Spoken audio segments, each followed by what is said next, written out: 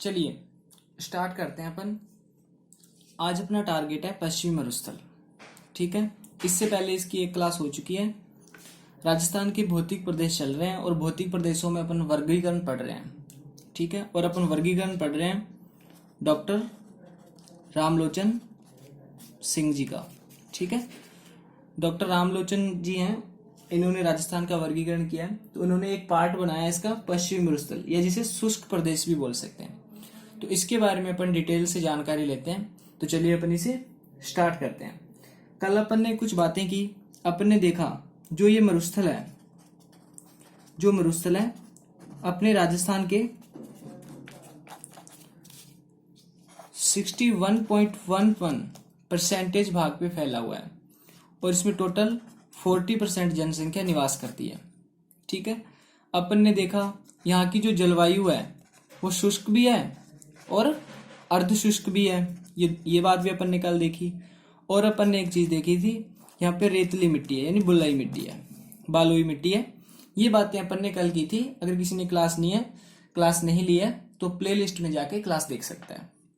ठीक है, तो चलिए अपन आज का टारगेट स्टार्ट करते हैं। अभी आज अपन बात करते हैं मरुस्थल के विस्तार के बारे में। जो राजस्थान के पश्चिम में जो मरुस्थल है, पश्चिमी मरुस्थल, ठीक है, इसके विस्तार के बारे में अपन बात कर रहे हैं। पश्चिमी मरुस्थल का विस्तार। ठीक है, फर्स्ट ऑफ ऑल अपन बात करते हैं इसकी लंबाई की। अगर अपन इस मरुस्थल की लंबाई की बात करें तो इसकी टोटल लंबाई है 640 किलोमीटर। ठीक है, अगर अपन इसकी चौड़ाई की बात करें, थार के मरुस्थल की चौड़ाई की बात करें तो ये है 300 किलोमीटर। जो अपने राजस्थान में मरुस्थल है, थार का मरुस्थल ही तो है ये, और इसकी राजस्थान के अंदर जो चौड़ाई है वो कितनी है, 300 किलोमीटर। नेक्स्ट अगर अपनी इसकी ऊंचाई की बात करें तो वो है 200 से 300 मीटर के बीच बीच, यानी अपन अगर एक एवरेज डिजिट लें तो वो होगी 250 मीटर। ठीक है, तो विस्तार के बारे में अपन ने 3 बातें की। फर्स्ट ऑफ ऑल लंबाई जो कि 640 किलोमीटर है। सेकंड बात अपन ने की चौड़ाई जो कि 300 किलोमीटर है। थर्ड बात की अपन ने ऊंचाई जो कि 200 से 300 मीटर के अराउंड है, यानी अगर अपन एवरेज देखें तो 250 मीटर है। अब अपन बात करते हैं इसके क्षेत्रफल की। ठीक है, अगर अपन अपने पश्चिम मरुस्थल का कुल क्षेत्रफल देखें तो वो है 2,13,000 वर्ग किलोमीटर। ठीक है, टोटल क्षेत्रफल है इसका 2,13,000 वर्ग किलोमीटर। ठीक है, अब देखो जो मरुस्थल है इसमें क्या है, कुछ पार्ट में तो अच्छी खासी मिट्टी है, एकदम फुल मिट्टी, प्योर देसी मिट्टी, और कुछ पार्ट में क्या है, मिट्टी भी है और प्लस में पथरीला पार्ट भी है, चट्टाने वटाने भी होगी, थोड़े बहुत कोई पेड़ पौधे भी आ जाएंगे, ऐसी बातें हैं। अगर अपन एकदम पूर्णतः शुद्ध मिट्टी की बात करें, जहां पे सिर्फ मिट्टी ही मिट्टी है, तो वो वाला क्षेत्रफल है इसका 1,75,000 वर्ग किलोमीटर।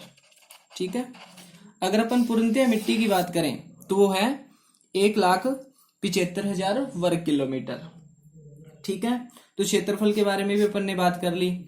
आगे अपन देखते हैं। तो ये था इसका विस्तार। लंबाई चौड़ाई ऊंचाई हो चुकी है, क्षेत्रफल भी अपन ने देख लिया है। अब अपन चलते हैं आगे। नेक्स्ट अपन देखते हैं पश्चिमी मरुस्थल का, पश्चिमी मरुस्थल की ढाल। ठीक है, ढाल से यानी ये किस तरफ से इसकी ऊंचाई अधिक है, किस तरफ से इसकी ऊंचाई कम है, ये सारी बातें करनी है अपने को। अगर अपन इसके ढाल की बात करें तो एक नदी है, पश्चिमी मरुस्थल जो पश्चिमी राजस्थान है, यहाँ पे एक नदी है लूनी। ठीक है, जो ये वाला पार्ट है अपना पश्चिम पार्ट, जैसलमेर, बाड़मेर, जोधपुर, ये वाला प्रोग्राम, इसकी बातें चल रही हैं। ठीक है, यहाँ पे एक नदी है और उस नदी का नाम है लूनी। तो लूनी नदी, तो वैसे अपन जब नदियों वाला पार्ट करेंगे वहां पे अपन इसे अच्छी तरह से डिस्कस करेंगे। फिलहाल इसका नाम आया तो अपन इसका छोटा सा इंट्रो ले लेते हैं। ठीक है, लूनी नदी की अगर अपन बात करें तो अजमेर से निकलती है ये। ठीक है, अजमेर में एक नाग पहाड़ है, वहां से निकलती है ये। और लूनी नदी बाड़मेर में एक जगह है बालोतरा, वहां पे इसका पानी क्या खारा भी हो जाता है, क्योंकि वहां पे बहुत ज्यादा नमकीन है, नमक है मिट्टी के अंदर, इस वजह से, वो अलग बातें हैं। फिलहाल अपना टारगेट है पश्चिमी मरुस्थल की ढाल। ठीक है, तो ढाल को चेक करने के क्या करते हैं अपन, बेसिकली जानते हैं जिस तरफ पानी बहेगा तो पानी हमेशा ऊंचे पोर्शन से नीचे पोर्शन की तरफ जाता है, ये बात अपन जानते हैं। तो ये अपन एक डायरेक्शन वाला बना लेते हैं पहले। ये है अपने डायरेक्शन पॉइंट, ये है उत्तर, ये दक्षिण, ठीक है, ये अपना पश्चिम और ये अपना पूर्व। अपन ने ये डायरेक्शन पॉइंट बना लिया। अब अपन बात कर रहे थे एक रिवर की, और उस रिवर का नाम था लूनी। ठीक है, अगर अपन इसे देखें तो जो लूनी नदी है, मैंने बताया ये अजमेर से निकलती है। तो सपोज करते हैं ये अपना अजमेर है राजस्थान में, यहां से ये नदी निकलती है और ये ऐसे चलती है। ठीक है, अब देखो भाई ये इधर से निकली और पानी इधर जा रहा है, यानी ये वाला प्रोग्राम ऊंचा है और ये वाला सिस्टम नीचा है। ठीक है, तो अपन बोल सकते हैं जो मरुस्थल है, जो अपना पश्चिमी मरुस्थल है, इसकी जो ढाल है उत्तर पूर्व से दक्षिण पश्चिम की ओर है। ठीक है, जो अपना थार का मरुस्थल है राजस्थान में, उसकी जो ढाल है उत्तर पूर्व से दक्षिण पश्चिम की ओर है। अभी अपन ने ये जो बात बोली, ये किस बेस पे बोली, लूनी नदी के कारण, क्योंकि लूनी का जो पानी है वो अजमेर से इधर आ रहा है, खबात की खाड़ी की तरफ जाती है ये। तो सिंपल सा कंसेप्ट है, भी पानी तो जिधर नीचा प्रोग्राम होगा उधर ही जाएगा। तो जो मरुस्थल की ढाल है वो उत्तर पूर्व से दक्षिण पश्चिम की ओर है। ये तो बात हुई इसके ढाल के बारे में। आगे चलते हैं अपन, ये है अपना राजस्थान। एक मैप बना लेते हैं अपन ये बात तो जानते हैं भी अपना राजस्थान पतंगाकार है। TH हैंडले को थे, उन्होंने ये बात इंफॉर्मेशन दी थी अपने को भी पतंगाकार है। तो मैप बनाना बहुत ईजी है राजस्थान का। ये है राजस्थान, इसमें अपन पढ़ रहे हैं मरुस्थल और पश्चिमी मरुस्थल। ठीक है, तो जो लमसम ये वाला पोर्शन, अब देखो अपने को बताया भी 61.11% एरिया कवर करता है, तो अच्छा खासा राजस्थान कवर करता है ये पूरा मरुस्थल। ठीक है, जब अपन इसकी स्टडी करते हैं तो मरुस्थल को क्या है, दो पार्ट्स में डिवाइड करते हैं। ठीक है, जो अपना मरुस्थल है, जो अपना पश्चिमी मरुस्थल है जिसकी अपन चर्चा कर रहे हैं, इसे अपन दो भागों में बांटेंगे। ये अपना मरुस्थल जो राजस्थान में फैला हुआ है, इसे अपन दो भागों में बांटते हैं। मैंने आपको बताया था भी, एक तो शुष्क मरुस्थल जहां पे फुल मिट्टी है, अच्छी खासी फुल मिट्टी मिट्टी है, और एक पार्ट अपन डिवाइड करते हैं अर्ध शुष्क मरुस्थल। ठीक है, शुष्क मरुस्थल और एक कौन सा हुआ, अर्ध शुष्क मरुस्थल। टोटल ये अपन जानते हैं 61.11% भाग पे फैला हुआ है। ठीक है, सबसे पहले अपन बात करते हैं शुष्क मरुस्थल के बारे में। इस मरुस्थल में राजस्थान के 4 जिले आते हैं। शुष्क मरुस्थल में कितने जिले आते हैं, 4। अगर आपसे कोई पूछ ले अर्ध शुष्क में राजस्थान के कितने जिले आते हैं, 8 जिले आते हैं। और अगर आपसे पूछ ले टोटल मरुस्थलीय जिले कितने हैं, तो वो हो जाएंगे 12। ठीक है, शुष्क मरुस्थल में कितने जिले आए, 4। अर्ध शुष्क में कितने जिले आए, 8। टोटल जिले कितने हो गए, 12। ये बात हुई जिलों के बारे में। अब अपन एक मैप देखते हैं राजस्थान का।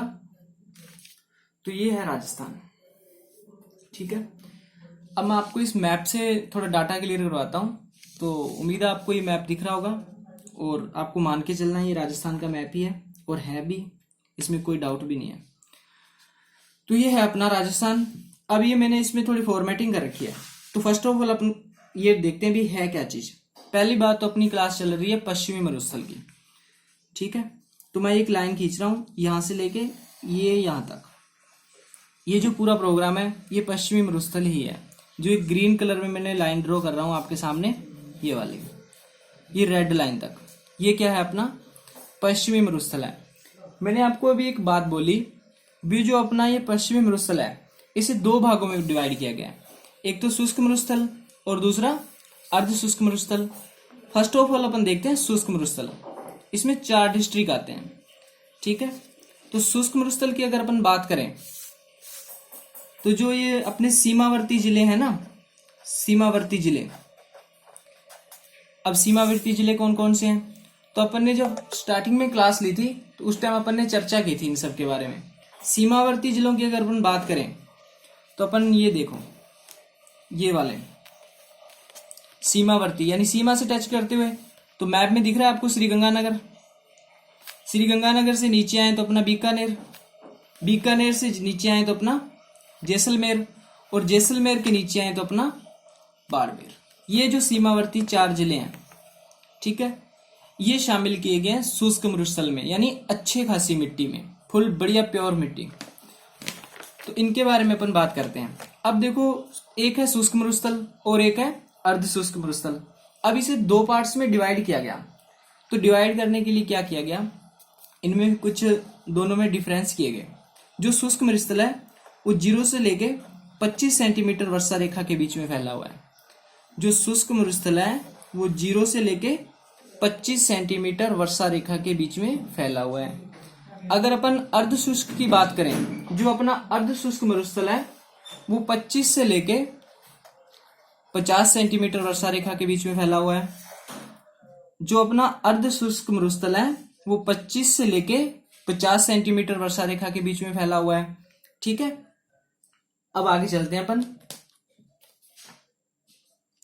ये देखिए, ये है राजस्थान। मैंने आपको बताया यहां से लेके यहां तक सारा क्या है, पश्चिमी मरुस्थल है।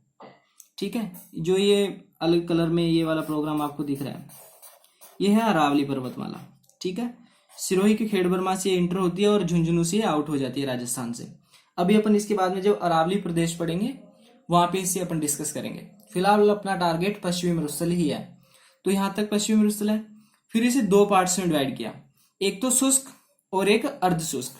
तो इसे जो डिवाइड करने वाली है, तो ये वाली आपको लाइन दिख रही है, ये मैंने लिख रखा है ऊपर ऑलरेडी, 25 सेंटीमीटर वर्षा रेखा, ये जो पिंक से कलर में है। ठीक है, ये वाली जो लाइन है जिसके ऊपर मैं ये ग्रीन पेन चला रहा हूं, ये वाली, ये है 25 सेंटीमीटर वर्षा रेखा। ये क्या करती है, जो पश्चिमी मरुस्थल है उसे 2 भागों में डिवाइड करती है।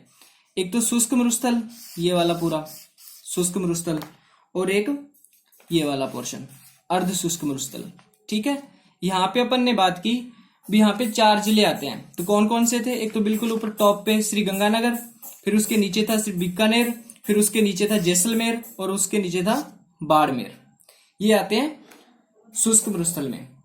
और टोटल इसमें 12 जिले हैं, तो 4 तो ये हो गए और 8 जिले इधर वाले। अब कौन कौन से आएंगे डायरेक्ट अपन मैप में देखते हैं। ठीक है, तो मैप दिख रहा है आपको, हनुमानगढ़ आएगा, चूरू आएगा, झुंझुनू का कुछ पार्ट आएगा, सीकर का भी पार्ट आएगा, नागौर आएगा, जोधपुर आएगा, बाड़मेर आएगा, जालोर आएगा, कुछ हिस्सा सिरोही का भी आएगा, पाली का भी आएगा।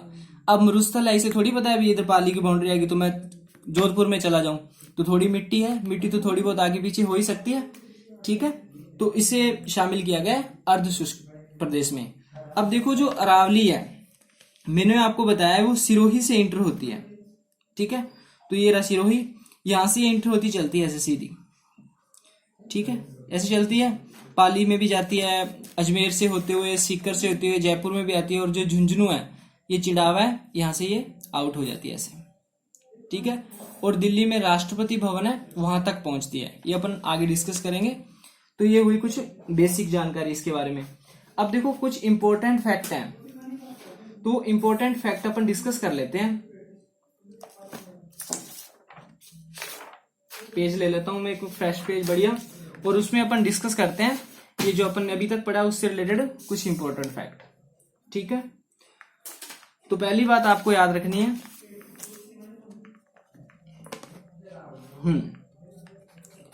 पहली बात, थार मरुस्थल के, ये मैप भी पास में रखते हैं अपन, थार मरुस्थल के पश्चिमी भाग,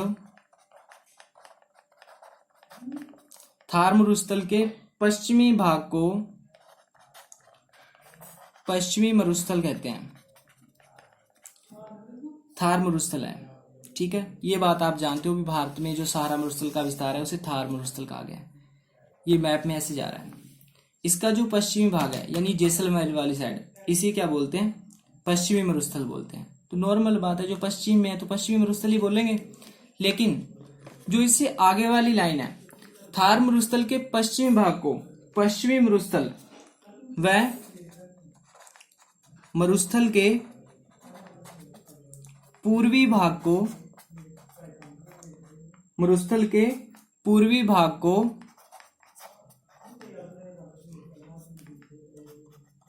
मारवाड़ का मरुस्थल बोलते हैं या कहते हैं। ठीक है, रिपीट करता हूं मैंने बोला थार मरुस्थल के पश्चिमी भाग को पश्चिमी मरुस्थल कहते हैं, थार मरुस्थल के पूर्वी भाग को मारवाड़ का मरुस्थल कहते हैं। ठीक है, इस चीज को अपन थोड़ा क्लियर करते हैं। मैप देखते हैं अपन एक बार फिर से। ये अपना मैप है राजस्थान का, दिख रहा है आप सभी को? ठीक है, ये है मरुस्थल। यहां मैंने अभी बताया ये श्रीगंगानगर, बीकानेर, जैसलमेर, बाड़मेर, जोधपुर, नागौर, चूरू, हनुमानगढ़, इन सभी में मरुस्थल है। ठीक है, तो यहां से एक अरावली निकल रही है, तो ठीक है मैं ये लाइन खींच रहा हूं, मान के चलना आपको ये अरावली ही है। ठीक है, आपको मानना ही है भी अपनी क्या है, अरावली। अब अगर बात करें तो जो ये वाला हिस्सा है ये मरुस्थल का पश्चिम है, ये क्या है, मरुस्थल का पश्चिम, तो इसे पश्चिमी मरुस्थल बोलेंगे। यहाँ पे ये चीज खत्म हो जाती है। अगर अपन डायरेक्शन वाला वो प्रोग्राम ड्रॉ करें तो ऐसे ही होता है। ये ऊपर तो रहता है उत्तर, नीचे इसके रहता है दक्षिण, इधर पश्चिम और ये पूर्व। तो ये थार का मरुस्थल है राजस्थान में। तो अपनी बात क्या थी, थार के मरुस्थल के पश्चिमी भाग को पश्चिमी मरुस्थल कहते हैं, लेकिन पूर्वी भाग को मारवाड़ का मरुस्थल कहते हैं। पूर्वी भाग को क्या कहते हैं, मारवाड़ का मरुस्थल। तो अपन ने देखा था जो मारवाड़ है, मारवाड़ में कौन कौन सा पार्ट आता है। स्टार्टिंग में जो अपन की क्लासें हुई थी तो मैंने आपको एक बताया था मारवाड़। तो मारवाड़ में मैंने आपको एक कोड बताया था BGPN। ठीक है, बी से बाड़मेर था, जालोर था, जोधपुर था, पाली था और नागौर था। जोधपुर आ रहा है, नागौर आ रहा है, यहाँ पे देखो ये वाला एरिया थोड़ा सा पाली का, पाली भी आ रहा है, जालोर भी आ रहा है। तो इस एरिया को क्या बोलते हैं, मारवाड़ मरुस्थल भी बोलते हैं। ये बात आपको रखनी है याद। आगे चलते हैं, अपन एक और इंपॉर्टेंट फैक्ट की चर्चा करेंगे।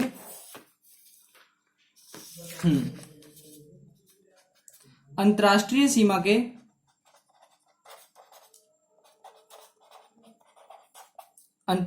सीमा के सहारे जैसलमेर से कौन सी वर्षा रेखा गुजरती है। ठीक है, अंतरराष्ट्रीय सीमा के सहारे जैसलमेर से कौन सी वर्षा रेखा गुजरती है। तो अपन मैप ले लेते हैं राजस्थान का। तो जो ये वाली है ये यहाँ पे जैसलमेर है। ठीक है, और जो ये अभी ये वाली लाइन खींच रहा हूं मैं, नई लाइन ये वाली, आप जानते हो ये रेड क्लिफ लाइन है। स्टार्टिंग में अपन ने चर्चा की थी इसके बारे में। ये रेड क्लिफ है तो ये अंतरराष्ट्रीय सीमा होगी। अब ये कह रहा है अपने को भी अंतरराष्ट्रीय सीमा के सहारे यानी अंतरराष्ट्रीय सीमा के पास से कौन सी वर्षा रेखा गुजरती है। तो ये खुला खुला दिख रहा है आपको, 10 सेंटीमीटर वर्षा रेखा निकलती है। ठीक है, तो अगर क्वेश्चन आ जाए अंतरराष्ट्रीय सीमा के सहारे जैसलमेर से कौन सी वर्षा रेखा गुजरती है, तो अपना आंसर होगा 10 सेंटीमीटर वर्षा रेखा। ठीक है, ये क्वेश्चन एज इट इज आ सकते हैं, तो ध्यान से देखना इन चीजों को। नेक्स्ट अपन बात करते हैं, एक और इंपॉर्टेंट फैक्टर लेके चलते हैं। राजस्थान के मरुस्थल की पूर्वी सीमा, राजस्थान के मरुस्थल की पूर्वी सीमा कौन सी वर्षा रेखा बनाती है, कौन सी वर्षा रेखा बनाती है। क्वेश्चन है अपना, राजस्थान के मरुस्थल की पूर्वी सीमा कौन सी वर्षा रेखा बनाती है। ठीक है, तो ये अपना राजस्थान, ये जो मैंने ड्रॉ किया हुआ है ये अरावली थी। जो ये रेड कलर में ये देखो लिखा हुआ है 40 सेंटीमीटर वर्षा रेखा, तो जो ये है, अब देखो ये है पूरा मरुस्थल। जो आपको पेन दिख रहा है अलग ही कलर है, ये कलर मुझे नहीं पता कौन सा है, आप एडजस्ट कर लेना अपने हिसाब से। ये पूरा मरुस्थल है, ये इसका पश्चिम और ये इसका पूर्व। तो पूर्वी सीमा कौन बनाती है, जो ये रेड कलर की लाइन है। ठीक है, जिसपे मैं स्केच चला रहा हूं, ये वाली, तो ये बनाती है। तो अपना आंसर क्या आ जाएगा 40 सेंटीमीटर वर्षा रेखा। तो अपना क्वेश्चन था राजस्थान के मरुस्थल की पूर्वी सीमा कौन सी वर्षा रेखा बनाती है? तो अपना आंसर होगा 40 सेंटीमीटर वर्षा रेखा। ठीक है, आगे चलते हैं अपन। तो इसी से रिलेटेड एक और बात कर लेते हैं। अगर आपके पास क्वेश्चन आ जाए राजस्थान के मरुस्थल की पश्चिमी सीमा कौन सी वर्षा रेखा बनाती है, कौन सी वर्षा रेखा बनाती है? तो अपन ने अभी क्वेश्चन किया था अंतरराष्ट्रीय सीमा के सहारे जैसलमेर से कौन सी वर्षा रेखा गुजरती है? तो वही अपना आंसर आ जाएगा 10 सेंटीमीटर वर्षा रेखा। अपना क्वेश्चन था राजस्थान के मरुस्थल की पश्चिमी सीमा कौन सी वर्षा रेखा बनाती है? तो अपना आंसर क्या होगा 10 सेंटीमीटर वर्षा रेखा। ठीक है, नेक्स्ट इंपॉर्टेंट फैक्ट की बात करते हैं अपन। इंपॉर्टेंट फैक्ट है राजस्थान के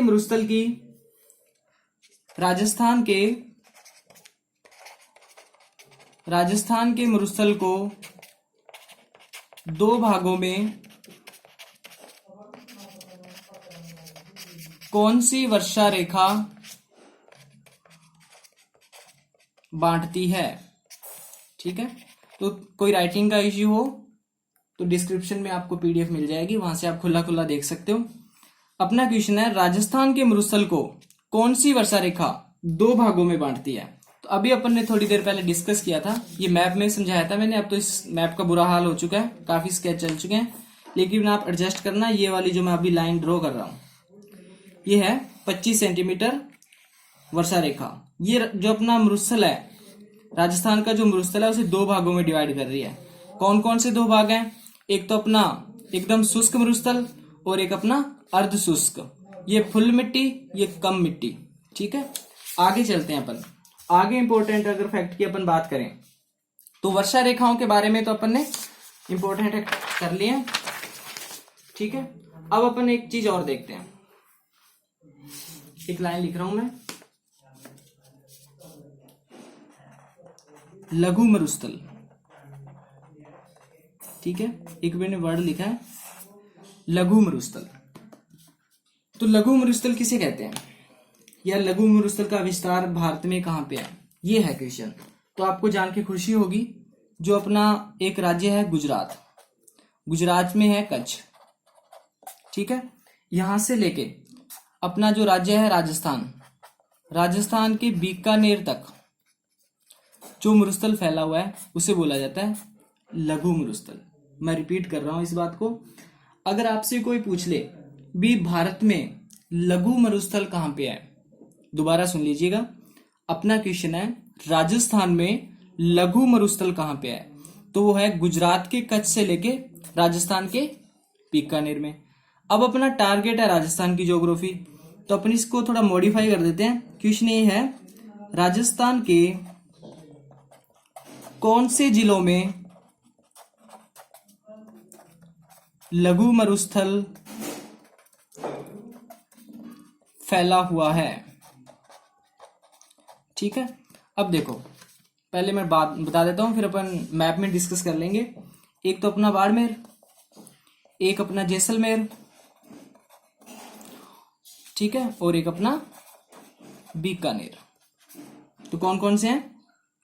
बाड़मेर, जैसलमेर और बीकानेर। क्वेश्चन था अपना राजस्थान के कौन से जिलों में लघु मरुस्थल फैला हुआ है? ठीक है, तो आंसर क्या है? बाड़मेर में, जैसलमेर में और बीकानेर में। तो अपन मैप में देख लेते हैं इन्हें। मैंने आपको एक बात बताई भी, जो अपना मरुस्थल है वो गुजरात के कच्छ से लेके, तो ये है कच्छ का रण दिख रहा है आपको, तो ये वाला प्रोग्राम कच्छ का ही है। यहां से मरुस्थल स्टार्ट होता है जिसे लघु मरुस्थल बोलते हैं। इसके ऊपर ही बाड़मेर है, ये रहा खुला खुला बाड़मेर दिख रहा है आपको। इससे ऊपर ही जैसलमेर है और इससे ऊपर चले तो बीकानेर है। यानी जो अपने 3 डिस्ट्रिक्ट हैं, यहाँ पे जो फैला हुआ मरुस्थल है उसे लघु मरुस्थल के नाम से जाना जाता है। ठीक है, तो आज अपन ने बातचीत की पश्चिमी मरुस्थल के बारे में। देखो ये ज्योग्राफी का बहुत अच्छा पार्ट चल रहा है, एकदम शुद्ध देसी घी की तरह, तो बहुत ही अच्छे ढंग से देखना आपको। तो अपन ने क्या किया, पश्चिमी मरुस्थल के बारे में चर्चा की थोड़ा रिपीट कर लेते हैं पूरे प्रोग्राम को। तो अपन ने इसे दो पार्ट्स में डिवाइड किया, एक तो शुष्क और एक अर्ध शुष्क। ठीक है, इसमें 4 डिस्ट्रिक्ट आए, इसमें 8 डिस्ट्रिक्ट आए। इसमें 0 से लेके 25 सेंटीमीटर वाला वर्षा रेखा थी और इसमें 25 से लेके 50 सेंटीमीटर वर्षा रेखा थी। अब इनको जब अपन ने डिवाइड किया तो किसी न किसी ने तो डिवाइड किया ही होगा, तो इन्हें जो डिवाइड करने वाली थी वो थी 25 सेंटीमीटर वर्षा रेखा। 25 सेंटीमीटर वर्षा रेखा डिवाइड कर रही थी।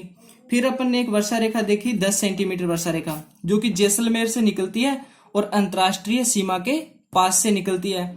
फिर अपन ने बात की एक 40 सेंटीमीटर वर्षा रेखा की, जो ये 40 सेंटीमीटर वर्षा रेखा है, जो अपना मरुस्थल है पश्चिमी मरुस्थल, उसकी ये क्या कर रही थी, पूर्वी सीमा बना रही थी। एक ये बात की अपन ने।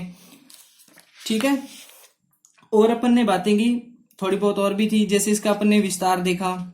विस्तार में अपन ने लंबाई देखी 640 किलोमीटर। फिर अपन ने इसकी चौड़ाई देखी, मरुस्थल की चौड़ाई थी अपनी 300 किलोमीटर। अपन ने ऊंचाई के बारे में भी बात की, वो थी 200 से लेके 300 मीटर। फिर अपन ने इसका क्षेत्रफल भी देखा था। जब अपन ने क्षेत्रफल के बारे में बात की थी तो अपन ने इसका क्षेत्रफल देखा 2,13,000 वर्ग किलोमीटर। फिर अपन ने एकदम प्योर मिट्टी, एकदम देसी, उसके बारे में बात की तो वो थी 1,75,000, यानी खूब मिट्टी थी यहाँ पे।